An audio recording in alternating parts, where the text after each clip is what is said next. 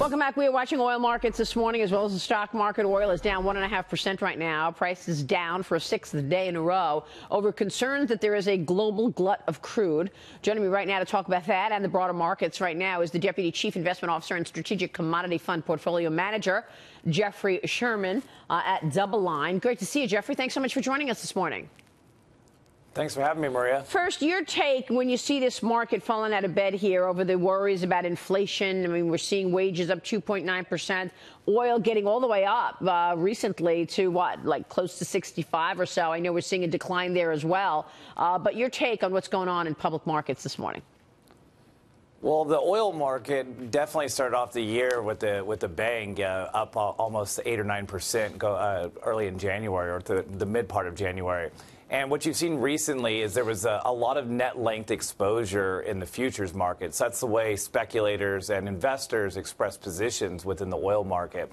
And we got some CFTC data yesterday that came through and showed that there was a big unwind of some of those positions as well. So we were having record length in there as people were very bullish the crude story. And it's just a little bit of a natural repricing here as some investors step back away. But you still have some of the supply issues, although we had record production that was just reported in the U.S., something that was equivalent back to the late 70s. You still have problems coming out of Venezuela, and ultimately it looks like they're going to have more supply problems earlier in the year than probably is projected by the marketplace. So it is trying to find that fickle balance between supply and demand. And as you'd mentioned earlier, it's not surprising to see it off with some of the other risk markets across the globe. All right, so you're really talking about a supply story when it comes to the energy market here, and the fund is going to have at least 50% commodity exposure. So when you look at commodities, you have to wonder where prices are going, obviously. The worry for the stock market as well as bond market has been rising prices, inflation, higher interest rates. Do you see that on the horizon?